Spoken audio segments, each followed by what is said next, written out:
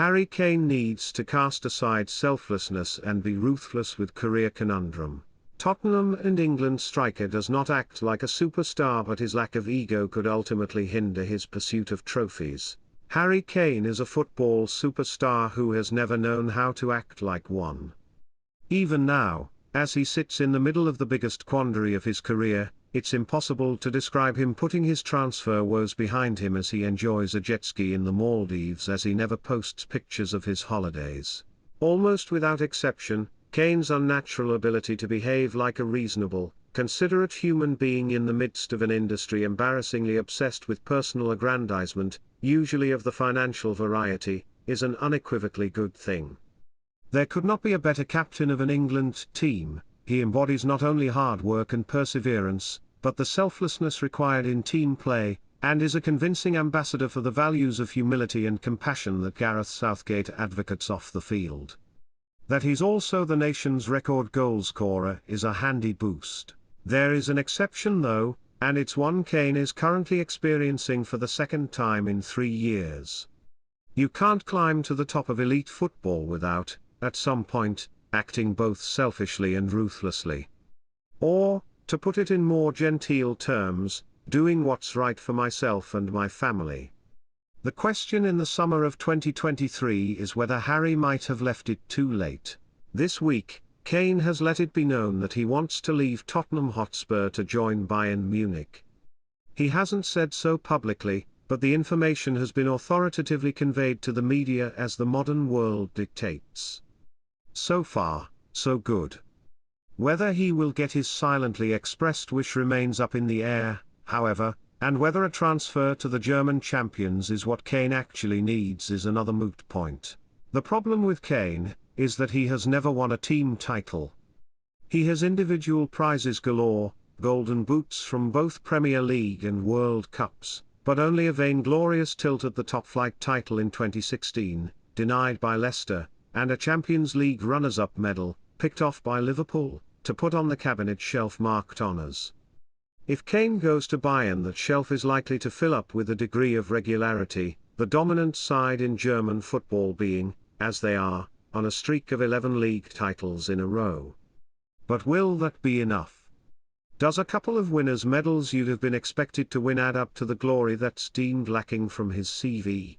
The instinct would be to say that it's likely not enough, and with 2 Champions League titles in the past 20 years, it's hard to guarantee Munich will deliver the inarguable success that Calvin Phillips achieved this year with Manchester City. Might Kane want to move his family to southern Germany for the cultural experience of Bavarian living? Again, it's possible, but doesn't seem a decisive factor. Yet at the time of writing, Bayern seems like the best transfer available to Kane. Real Madrid are the team you would want to move to if you were him. They have 13 European Cups and 35 league titles, and merely hauling on the shirt is some kind of validation. But just days after there was reported interest from the Bernabeu earlier this summer, Kylian Mbappé announced he would not be signing a contract extension at PSG, and you could almost hear the real accounts department working out how many pieces of real estate they'd have to shift in order to get the Frenchman in and clear FFP at the same time. Meanwhile, Manchester United, who had previously seemed dead set on Kane, have yet to declare a firm interest in the forward, have just spent £60 million on Mason Mount, and are in the middle of an unsteady takeover process.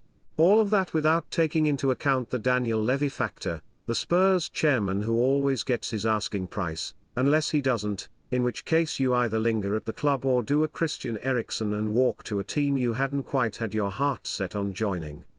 Levy is not the sort of man who enjoys selling his best players to domestic rivals, for fear of revealing Spurs' continued junior status in the league's ranking of apex predators. So Bayern it is, and Kane is once again left to rue the moment he let a non-superstar sentiment such as loyalty cloud his judgment and his ability to read a contract properly when he signed a 6-year deal with no release clause back in 2018. At that point Spurs were purring under the management of Mauricio Pochettino. Now they are emerging from a season where being described as a rabble would be unfair to rabbles.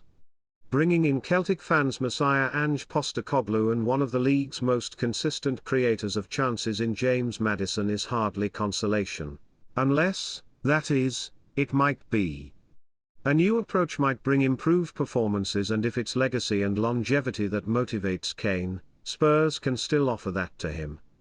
With a side order of the all-time Premier League scoring record to boot. Kane deserves Champions League titles, Ballon d'Or, the lot, and it will surely be a source of regret for him if he doesn't win them. And maybe that's the downside of his lack of ego.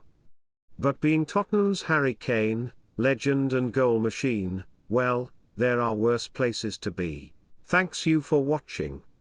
If you like this video, don't forget to subscribe to our YouTube, Futebol 24 or Horas Life.